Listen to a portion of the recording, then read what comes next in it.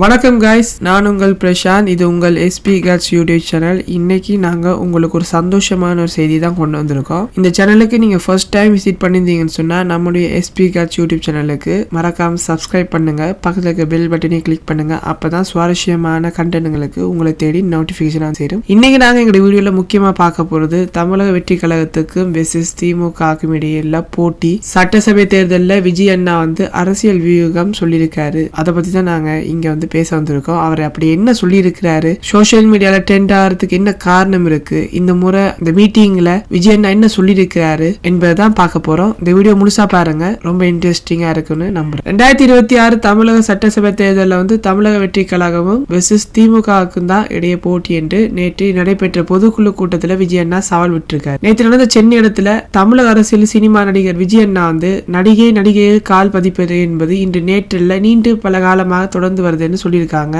அந்த வரிசையில நடிகர் விஜய் அண்ணாவும் அரசியல் களம் கண்டிருப்பது புதிதல்ல என்றாலும் சற்று வித்தியாசமா இருக்குன்னு நிறைய பேர் சொல்லிட்டு வராங்க. மற்றவர்கள் வயது முதிர்வு பட வாய்ப்புகள் இல்லாத சூழ்நிலையில அரசியலுக்கு வருவாங்க. ஆனா விஜய் அண்ணா அப்படி கிடையாது. சினிமாவில் உச்சத்தில் இருக்கும் போதே அவர் அந்த பாதையை விட்டுட்டு அரசியல் பாதையில தொடங்கி இருக்காரு. இது எல்லோரையும் புருவமுயர்த்தி பார்க்க வச்சிருக்குன்னு தான் சொல்ல முடியும். அப்படி இருக்க கடந்த ஆண்டு 2024 பிப்ரவரி மாதம் 2ஆம் தேதி தமிழக வெற்றி கழகத்தை அண்ணா தொடங்கி வச்சாரு. அக்டோபர் மாதம் 27ஆம் தேதி தான் விக்கிரவாண்டியில் முதல் மாநாட்டை அவர் நடத்தி எல்லாரையும் திரும்பி பார்க்க வச்சாரு. 2026 ஆண்டு சட்டசபை தேர்தலில் அவருடைய இலக்கு நான் ஜெயிச்சி ஆகணும் என்ற ஒரு குறிக்கோள் இருக்கிறாரு. விஜய் அண்ணாவோட இந்த புதிய அரசியல் அணுகுமுறை ஆளுங்கட்சிக்கும் ஆண்ட கட்சிக்கும் கொஞ்சம் பயத்தை உண்டாக்கி இருக்குன்னு சொல்ல முடியும். இந்த நிலையில தமிழக வெற்றி கழகத்தின் முதல் பொதுக்குழு கூட்டம் சென்னை திருவாமூரில் நடைபெற்றது. நேற்று கூட்டத்தில் பங்கேற்ற 2500 பேருக்கு ரொம்ப நன்றி. அதுல நிர்வாகிகள் மத்தியில பேசிய விஜய் அண்ணா மத்திய மாநில அரசுகளுக்கு எதிராக பரபரப்பு கருத்துக்களையும் அவர் தெரிவிச்சாரு. மன்னராட்சி முதல் அமைச்சர் அவர்களை என்று தொடங்கி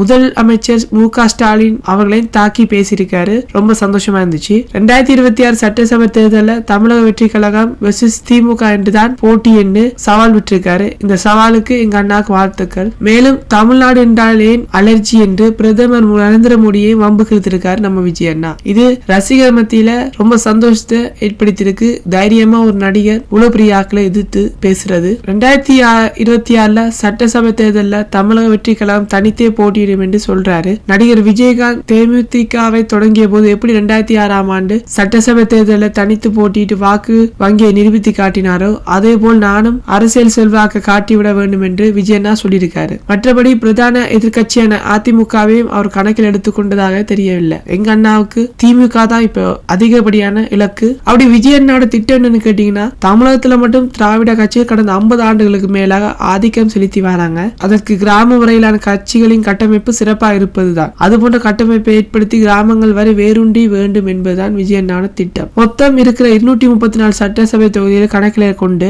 2 தொகுதிக்கு ஒரு மாவட்ட பொறுப்பாளர் வீதம் 120 மாவட்டங்களுக்கு நிர்வாகிகளை நியமிக்க நடவடிக்கையை மேற்கொண்டு வராரு. இதுவரை 6 கட்டங்களாக 114 மாவட்டங்களுக்கு நிர்வாகிகளை அவர் நியமிச்சிருக்காரு. மீதமுள்ள மாவட்டங்களுக்கு விரைவில் நிர்வாகிகளை நியமித்து அரசியல் பயணத்தில் இன்னும் வேகம் காட்ட விஜய் அண்ணா திட்டமிட்டிருக்காரு. தற்போது ஜனநாயகன் என்ற படத்தில் நடிச்சு வராரு. இதுதான் அவரது கடைசி படம் என்று ஏற்கனவே எல்லாரும் சொல்லியிருக்கோம். எங்களுடைய யூடியூப் சேனலில் நாங்கள் அதை பத்தி சொல்லியிருக்கோம். இந்த படத்தின் முதற்கட்ட படிப்பு முடிஞ்சிருச்சு. தற்போது புதுச்சேரி காரைக்காலில் 2வது கட்ட படப்பிடிப்பும் இரவு பகலாக நடந்து வருது. அடுத்த ஆண்டு பொங்கல் பண்டிகையிட்டு இந்த படம் ஜனவரி மாதம் 9ஆம் தேதி வெளியாகும் என சொல்லப்பட்டிருக்கு ப்ரொடக்ஷன் சைட்ல இருந்து. இந்த வருஷம் ஜூன் மாதத்துக்குள்ள மொத்த படப்பிடிப்பை முடித்துவிட்டு கட்சி பணிகளை வேகம் காட்ட விஜய் அண்ணா முடிவு செஞ்சிருக்காரு. முதற்கட்டமாக மாவட்ட பொறுப்பாளர்கள் கூட்டத்தை கூட்டி நிர்வாகிகளின் கருத்தை தனித்தனியாக கேட்க முடிஞ்சதுன்னு சொல்லியிருக்காரு. அடுத்ததாக மக்களின் பிரச்சனையை கையில் எடுத்து போராட்டம் நடத்த முடிவு செஞ்சுள்ள நம்ம விஜய் அண்ணா தொடர்ந்து தமிழகம் முழுவதும் நடந்தே சென்று மக்களை சந்திக்க திட்டமிட்டிருக்காரு. இது ரொம்ப ரொம்ப சந்தோஷமான விஷயம். இதுவரைக்கும் யாரும் இப்படி செஞ்சது கிடையாது.